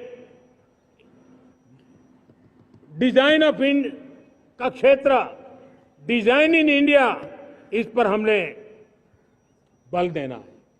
हमें कोशिश करनी है अब इंडियन स्टैंडर्ड इंटरनेशनल स्टैंडर्ड बनने चाहिए। इंडियन स्टैंडर्ड इंटरनेशनल स्टैंडर्ड बनेंगे तब हमारी हर चीज को सहजता से मोहर लग जाएगी। और ये हमारे प्रोडक्शन की क्वालिटी पर निर्भर करेगा, हमारी सेवा की क्वालिटी पर निर्भर करेगा, हमारे अप्रोच की क्वालिटी पर निर्भर करेगा। और इसलिए हमें क्वालिटी पर बल देकर के आगे बढ़ना है। हमारे पास टैलेंट है, डिजाइन के क्षेत्र में हम दुनिया को बहुत कुछ नया दे सकते हैं। डिजाइन इन इंडिया, इस आह्वान को लेकर के हमें अब आगे चलना है। Design in India and design for the world, इस सपने को लेकर के चलना है। मैं देख रहा हूं गेमिंग की दुनिया का बहुत बड़ा मार्केट खड़ा हुआ है, लेकिन आज भी गेमिंग की दुनिया पर प्रभाव, खास करके उन खेलों को बनाने वाले लोग, प्रोडक्ट करने वाले लोग, विदेशी कमाई होती। भारत के पास बहुत बड़ी विरासत है, हम गेमिंग की दुनिया में बहुत नई टैलेंट को लेकर के आ सकते हैं। विश्व के हर बच्चे को हमारे देश के बनी हुई गेमिंग की ओर आकर्षित कर सकते हैं। मैं चाहता हूं कि भारत के बच्चे भारत के नौजवान, भारत के आईटी प्रोफेशनल्स, भारत के एआई के प्रोफेशनल्स, वे गेमिंग की दुनिया को लीड करें। खेलने में नहीं, गेमिंग की दुनिया में हमारे प्रोडक्ट पूरे विश्व में पहुंचने चाहिए और पूरी दुनिया में हमारे एनिमेटर्स काम कर सकते हैं। एनिमेशन की दुनिया में हम अपनी दाग जमा सकते हैं। हम उस दिशा में काम करें। मेरे प्यारे देशवासियों, आज विश्व के अंदर ग्लोबल वार्मिंग, क्लाइमेट चेंज हर क्षेत्र में चिंता और चर्चा का विषय रहता है। भारत ने उस दिशा में काफी कदम उठाए हैं। हम विश्व को आश्वस्त करते रहे हैं और शब्दों से नहीं, अपने कार्यों से, प्राप्त परिणामों से हमने विश्व को आश्वस्त भी किया है और विश्व को आश्चर्यचकित भी किया है। हम ही हैं जिन्होंने सिंगल यूज प्लास्टिक पर प्रतिबंध लगाया है। हमने रिन्यूएबल एनर्जी पर विस्तार किया है। हमने रिन्यूएबल एनर्जी को एक नई ताकत दी है। आने वाले कुछ वर्षों में हम नेट जीरो फ्यूचर की ओर आगे बढ़ रहे हैं। मुझे याद है पेरिस अकॉर्ड में जिन देशों ने अपने लक्ष्य निर्धारित किए थे, आज मैं लाल किले की प्राचीर से मेरे देशवासियों की ताकत दुनिया को बताना चाहता हूं। G20 देश के समूह जो नहीं कर पाए, वो मेरे देश के नागरिकों ने करके दिखाया है। मेरे देशवासियों ने करके दिखाया है। हिंदुस्तान ने करके दिखाया है। पेरिस अकॉर्ड के अंदर जो टारगेट हमने तय किए थे, उन टारगेट को समय से पहले पूरा करने वाला G20 देशों के समूह में अगर कोई है तो एकमात्र मेरा हिंदुस्तान है, एकमात्र मेरा भारत है। और इसलिए गर्व होता है साथियों। रिन्यूएबल एनर्जी के टारगेट हमने पूरे, हम 2030 तक रिन्यूएबल एनर्जी को 500 गीगावाट तक ले जाने के लिए मकसद से काम कर। आप कल्पना कर सकते हैं कि कितना बड़ा लक्ष्य है। दुनिया के लोग सिर्फ 500 गीगावाट शब्द सुनते हैं ना, तो मेरी तरफ ऐसे ऐसे देखते हैं। लेकिन आज मैं विश्वास से कह रहा हूं देशवासियों को कि इस लक्ष्य को भी हम पूरा करके रहेंगे और ये मानव जाति की भी सेवा करेगा, हमारे भविष्य की भी सेवा करेगा, हमारे बच्चों के उज्जवल भविष्य की गारंटी बनेगा। हमने 2030 तक हमारी रेलवे को नेट जीरो एमिशन का लक्ष्य लेकर के हम चल रहे हैं। साथियों, पीएम सूर्य घर मुफ्त बिजली योजना उसको एक नई ताकत देने वाली है और ये बदलाव का फल मेरे देश के सामान्य परिवार को मिला, विशेष करके मेरे मध्यम वर्ग को मिलेगा जब उसका बिजली का बिल मुक्त हो जाएगा। इलेक्ट्रिक व्हीकल, उसकी मांग बढ़ती जा रही है। जब पीएम सूर्य घर योजना से वो बिजली उत्पादन करता है सूर्य से, तो उसका व्हीकल का प्रवास का खर्चा भी वो कम कर सकता है। साथियों, हम ग्रीन हाइड्रोजन मिशन लेकर के एक ग्लोबल हब बनना चाहते हैं। बहुत तेजी से नीतियां बनाई गई है, बहुत तेजी से उसका इम्प्लीमेंटेशन का काम हो रहा है और भारत ग्रीन हाइड्रोजन एक न्यू एनर्जी की दिशा में हम जाना चाहते हैं। और ये सारे जो प्रयास चल रहे हैं, क्लाइमेट की चिंता तो है ही है, ग्लोबल वार्मिंग की चिंता है, लेकिन इसके अंदर ग्रीन जॉब्स की बहुत बड़ी संभावना है और इसलिए आने वाले कालखंड में ग्रीन जॉब्स का महत्व बढ़ता है। तो उसको सबसे पहले कैप्चर करने के लिए, मेरे देश के नौजवानों को अवसर देने के लिए और ग्रीन जॉब्स के लिए एक बहुत बड़ा क्षेत्र को बढ़ावा दे रहे हैं। मेरे प्यारे देशवासियों, आज हमारे साथ इस तिरंगे झंडे के नीचे वो नौजवान बैठे हैं जिन्होंने ओलंपिक की दुनिया में भारत का परचम लहराया। मैं मेरे देश के सभी एथलीट्स को, मेरे देश के सभी खिलाड़ियों को 140 करोड़ देशवासियों की तरफ से बधाई देता हूं और हम नए सपने, नए संकल्प, अत्यंतिक पुरुषार्थ के साथ नए लक्ष्यों को हासिल करने के लिए आगे बढ़ेंगे।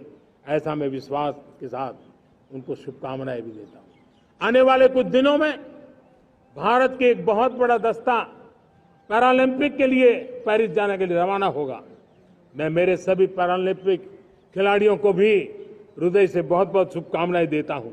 साथियों, भारत ने G20 को ऑर्गेनाइज किया, हिंदुस्तान के अनेक शहरों में ऑर्गेनाइज किया, 200 से ज्यादा इवेंट किए। पूरे विश्व में G20 का इतना बड़ा व्याप, इतना बड़ा कार्यक्रम कभी नहीं हुआ, इस बार हुआ।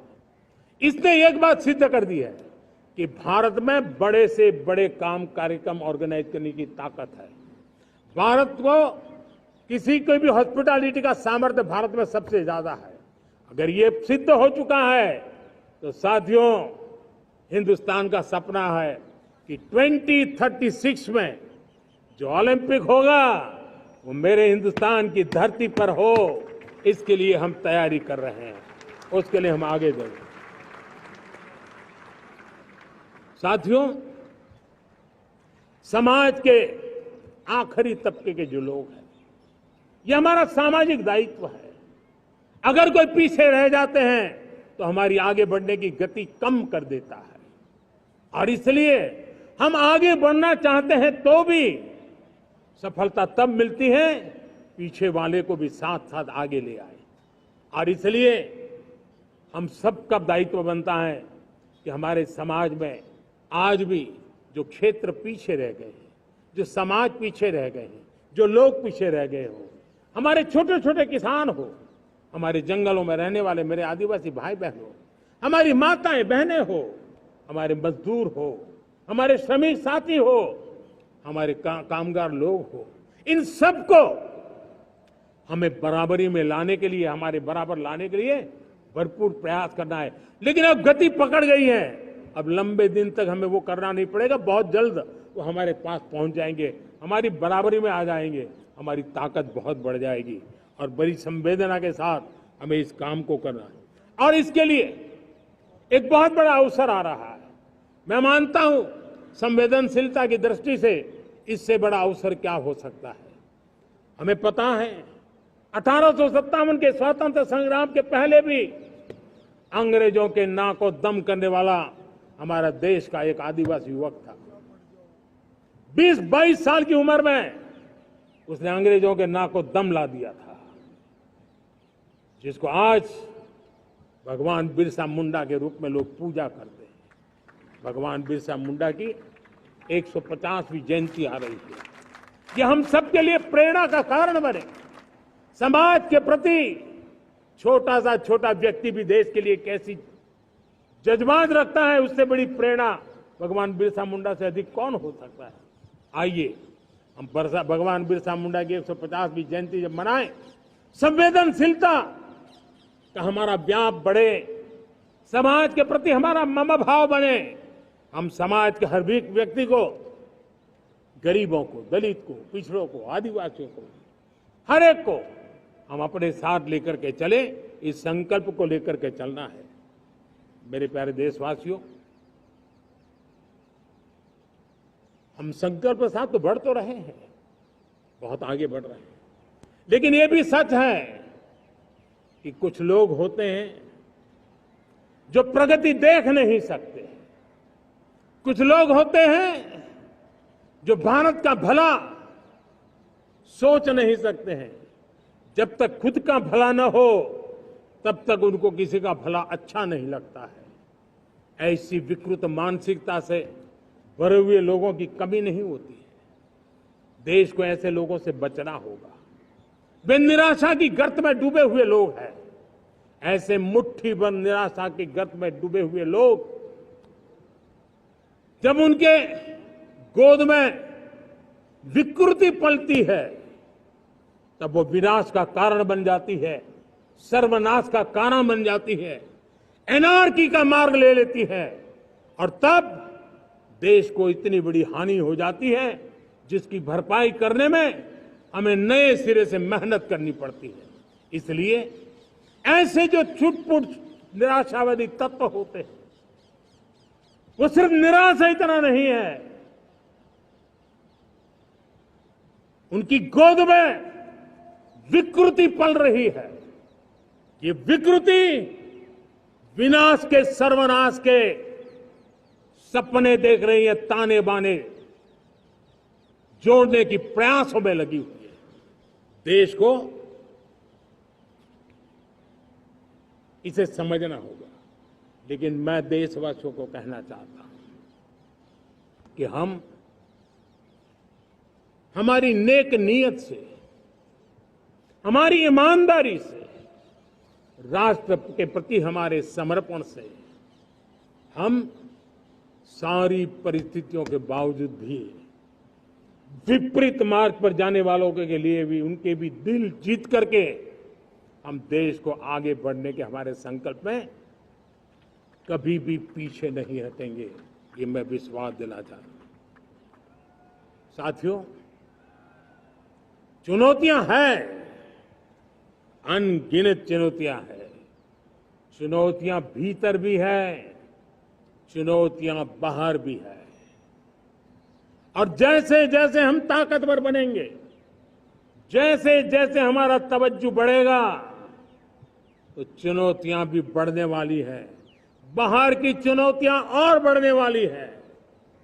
और मुझे उसका भली भांति अंदाज है। लेकिन मैं ऐसी शक्तियों को कहना चाहता हूं, भारत का विकास किसी के लिए संकट लेकर के नहीं आता। हम विश्व में समृद्ध थे, तब भी हमने कभी दुनिया को युद्ध में नहीं झोंका है। हम बुद्ध का देश है, युद्ध हमारी राह नहीं है। और इसलिए विश्व चिंतित न हो भारत के आगे बढ़ने से। मैं विश्व समुदाय को विश्वास दिलाता हूं कि आप भारत के संस्कारों को समझिए, भारत के हजारों साल के इतिहास को समझिए। आप हमें संकट मत मानिए, आप उन तरकीबों से न जुड़िए जिसके कारण पूरी मानव जात का कल्याण करने का सामर्थ्य जिस भूमि में है, उस भूमि को ज्यादा मेहनत करनी पड़े।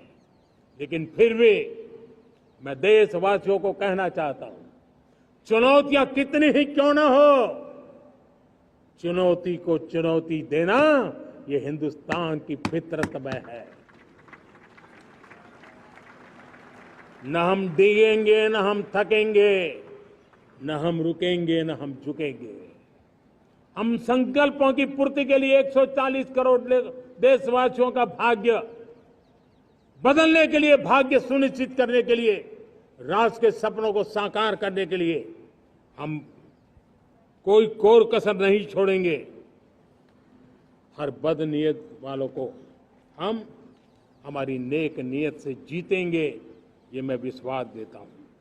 मेरे प्यारे देशवासियों, समाज की मनोरचना में भी बदलाव कभी कभी बहुत बड़ी चुनौती का कारण बन जाता है। हमारा हर देशवासी भ्रष्टाचार की दिमक से परेशान रहा है। हर स्तर के भ्रष्टाचार ने सामान्य मानवीय का व्यवस्थाओं के प्रति विश्वास तोड़ दिया है। उसको अपनी योग्यता, क्षमता का प्रति अन्याय की जो गुस्सा होता है, वो राष्ट्र की प्रगति में नुकसान करता है। और इसलिए हमने व्यापक रूप से भ्रष्टाचार के खिलाफ एक जंग छेड़ा है।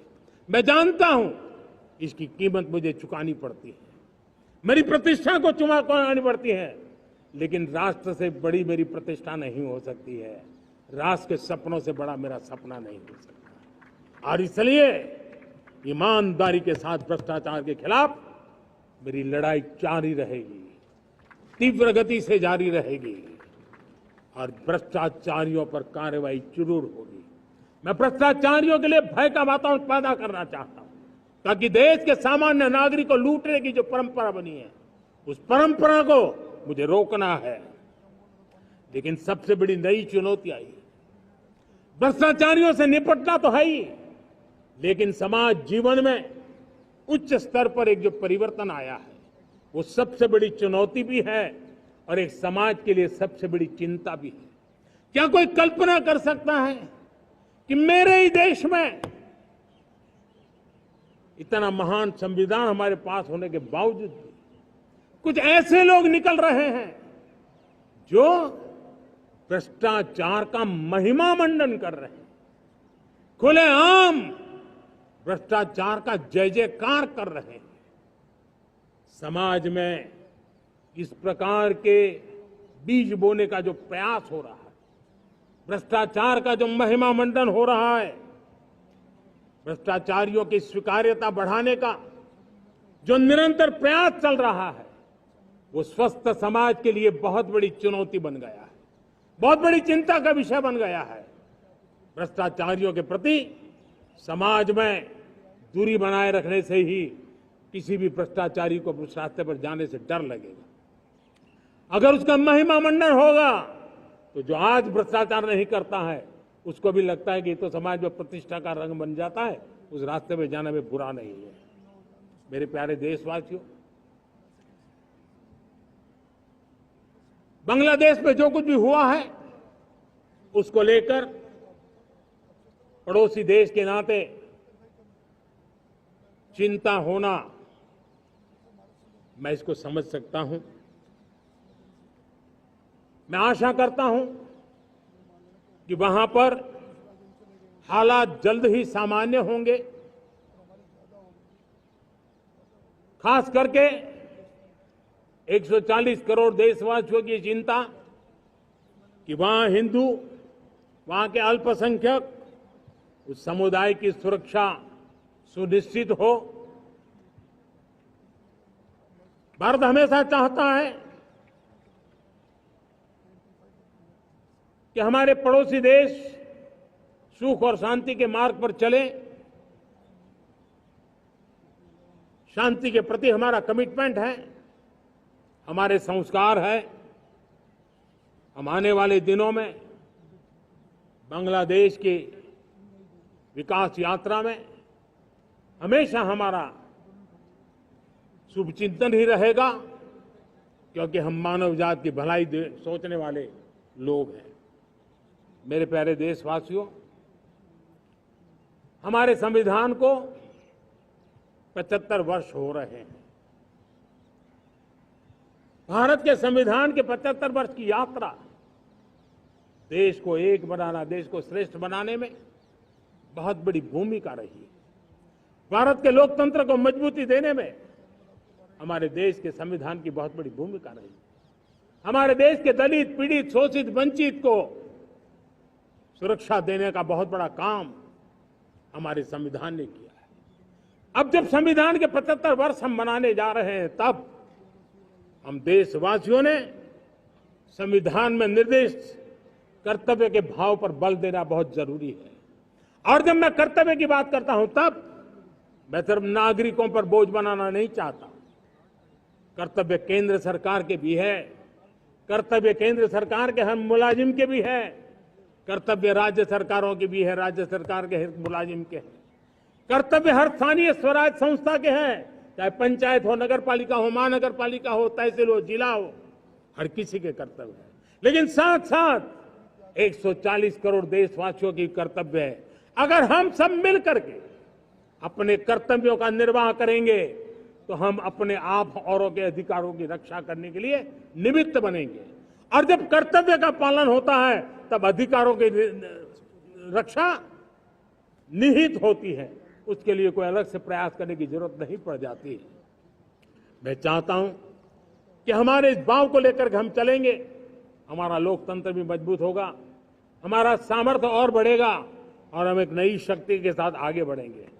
मेरे प्यारे देशवासियों, हमारे देश में सुप्रीम कोर्ट ने बार बार यूनिफॉर्म सिविल कोड को लेकर जो चर्चा की है, अनेक बार आदेश दिए हैं, क्योंकि देश का एक बहुत बड़ा वर्ग मानता है और उसमें सच्चाई भी है कि जिस सिविल कोड को हम लेकर के जी रहे हैं, वो सिविल कोड सचमुच में तो एक प्रकार का कम्युनल सिविल कोड है, भेदभाव करने वाला सिविल कोड है। ऐसे सिविल कोड से जब संविधान के 75 वर्ष मना रहे हैं और संविधान की भावना भी जो हमें कहती है करने के लिए, देश की सुप्रीम कोर्ट भी हमें कहती है करने के लिए, और तब जो संविधान निर्माताओं का सपना था, उस सपने को पूरा करना हम सबका दायित्व है। और मैं मानता हूं इस गंभीर विषय पर देश में चर्चा हो, व्यापक चर्चा हो, हर कोई अपने विचारों को लेकर के आए और उन कानूनों को, जो कानून धर्म के आधार पर देश को बांटते, जो ऊंच नीच का कारण बन जाते हैं, ऐसे कानूनों को आधुनिक समाज में कोई स्थान नहीं हो सकता है। और इसलिए मैं तो कहूंगा, अब समय की मांग है कि देश में एक सेकुलर सिविल कोड हो। हमने कम्युनल सिविल कोड में 75 साल बिताए हैं, अब हमें सेक्युलर सिविल कोड की तरफ जाना होगा और तब जाकर के देश में धर्म के आधार पर जो भेदभाव हो रहे हैं, सामान्य नागरिक को जो दूरी महसूस होती है, उससे हमें मुक्ति मिलेगी। मेरे प्यारे देशवासियों, जब मैं देश में एक चिंता हमेशा कहता हूं, परिवारवाद, जातिवाद भारत के लोकतंत्र को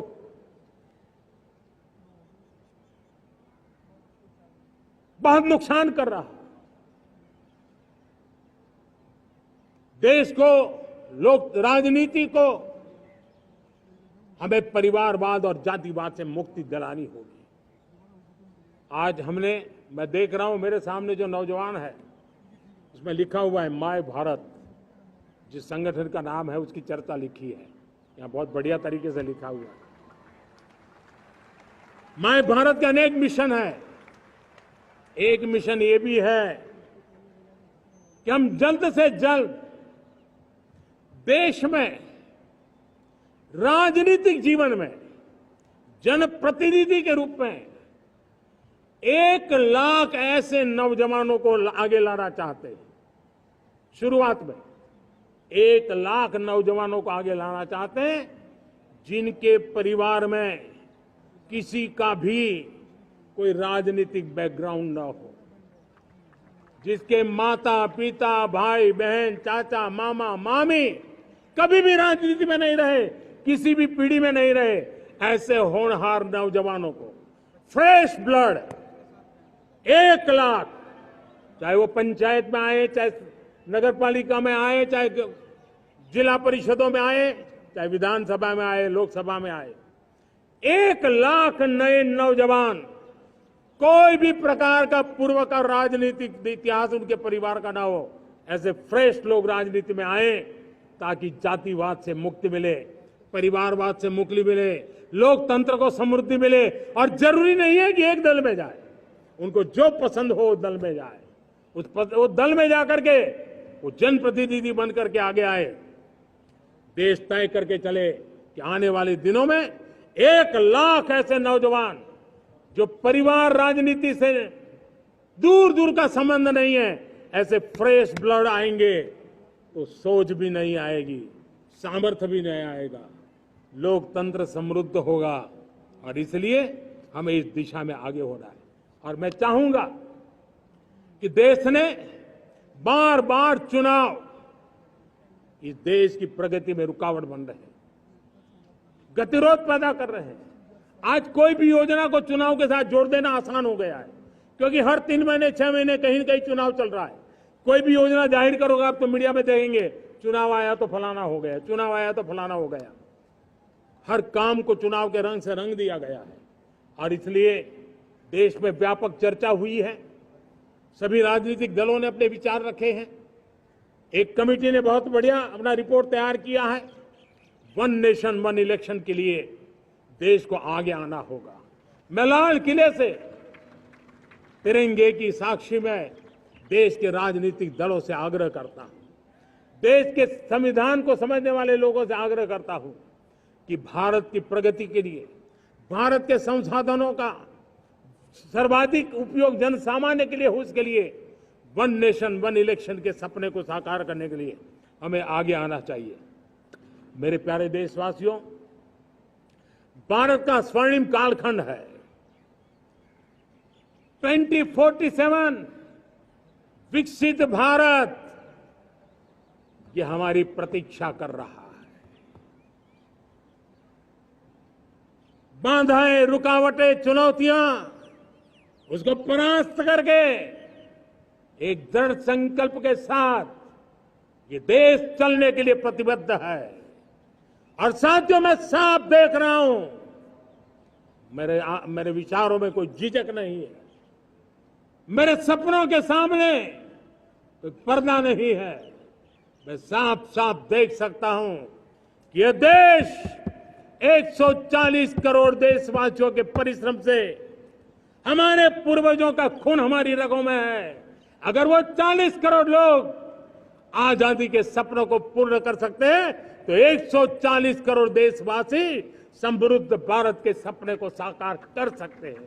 140 करोड़ देशवासी विकसित भारत के सपने को साकार कर सकते हैं। और मैंने पहले भी कहा था कि मेरे तीसरे टर्म में देश तीसरी इकोनॉमी तो बनेगा ही, लेकिन मैं 3 गुना काम करूंगा, 3 गुना तेज गति से काम करूंगा, 3 गुना व्यापकता से काम करूंगा, ताकि देश के लिए जो सपने हैं वो बहुत निकट में पूरे हो। मेरा हर पल देश के लिए है, मेरा हर क्षण देश के लिए है, मेरा कण कण सिर्फ और सिर्फ मां भारती के लिए है। और इसलिए 24/7 और 2047 इस प्रतिबद्धता के साथ आइए मैं देशवासियों का आह्वान करता हूं। हमारे पूर्वजों ने जो सपने देखे थे, उन सपनों को हम संकल्प बनाए, अपने सपनों को जोड़े, अपने पुरुषार्थ को जोड़े और 21वीं सदी जो भारत की सदी है, उस सदी में स्वर्णिम भारत बना के रहें, उसी सदी में हम विकसित भारत बना के रहें और उन सपनों को पूरा करते हुए आगे बढ़े। और स्वतंत्र भारत 75 साल की यात्रा के बाद एक नए मुकाम पर बढ़ रहा है, तब हम कोई कोर कसर न छोड़े। और मैं आपको विश्वास दिलाता हूं, आपने मुझे जो दायित्व दिया है, मैं कोई कोर कसर नहीं छोड़ूंगा। मैं मेहनत में कभी पीछे नहीं रहूंगा, मैं साहस में कभी कतराता नहीं हूं, मैं चुनौतियों से कभी टकराते से डरता नहीं हूं। क्यों? क्योंकि मैं आपके लिए जीता हूं, मैं आपके भविष्य के लिए जीता हूं, मैं आप भारत माता के उज्जवल भविष्य के लिए जी रहा हूं। और उस सपनों को पूरा करने के लिए आज राष्ट्र ध्वज के छाया में, तिरंगे की छाया में दृढ़ संकल्प के साथ हम आगे बढ़े। इसी के साथ मेरे साथ बोलिए, भारत माता की, भारत माता की, भारत माता की, वंदे वंदे वंदे वंदे। जय हिंद, जय हिंद, जय हिंद।